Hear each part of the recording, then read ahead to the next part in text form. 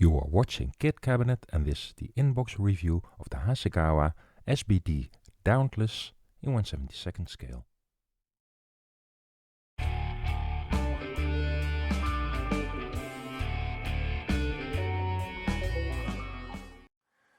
The Hasegawa Dauntless is still the best injection molded kit of this plane that can be found nowadays. However, it's a bit tricky to find nowadays. Apparently it's been released last year, 2019, under the brand of Hobby 2000. Never heard of them. Still quite tricky to find, which I find a bit odd because of the Midway movie where these planes were used widely. Well, not exactly this version, because this is SBD 6, which is a later version. So this is not a Midway Dauntless, but this one is from the boxing of the Ace of Spades! So without further ado, let's have a look inside. Okay, I'll just do this sprue by sprue, starting with the wings here. The detail here is quite crisp, very nice recessed panel lining here. The bomb racks are integrated into the wing, but the molding looks very good and very sharp, so that's okay. One thing though, the flaps and dive brakes here are normally perforated, and this is, you can see here that it's been represented with these pits or these dimples in the flaps here.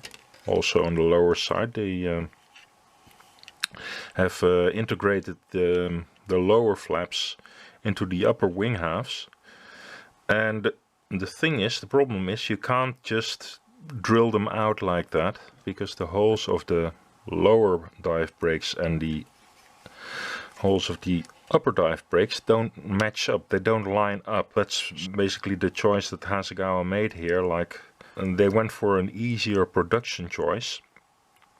But if you really want to have the full effect of these perforated flaps, for which the Dauntless is, well, kind of famous, you'd have to buy some aftermarket sets. There are some photo etch sets in 1/72 scale available for exactly this model. So the fuselage is equally nicely detailed.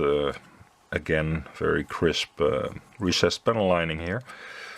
One thing, although it does have a cockpit, as we'll see in a minute, there's no sidewall detail at all in this kit, so you have to either scratch build it or get some aftermarket sets for that. And here we are. Here we have the cockpit floor, some bulkheads, and yeah, here we have it. It's showing its age a bit.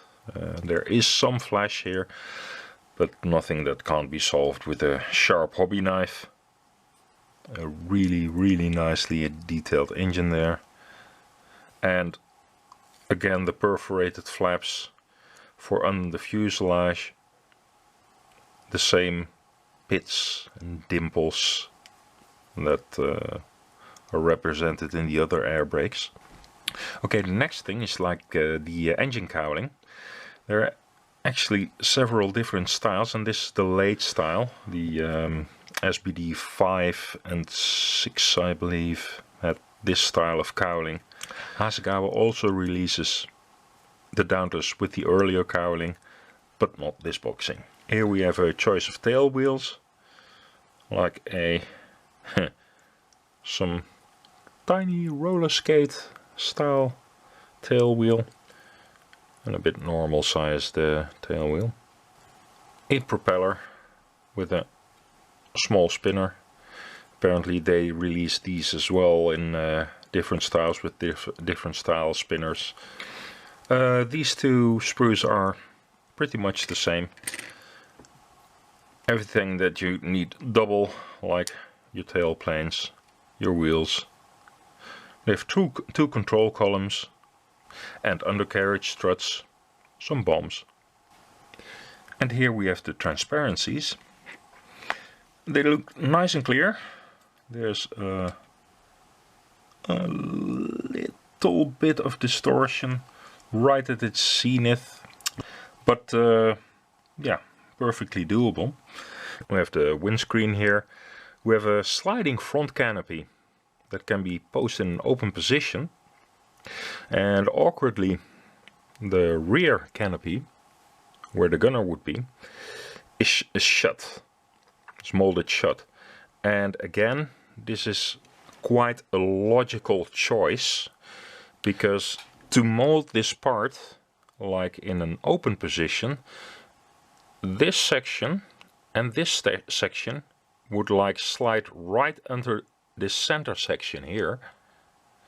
And then if you would open the pilot's canopy as well, you would have like 4 layers of framed plexiglass right under this middle section here.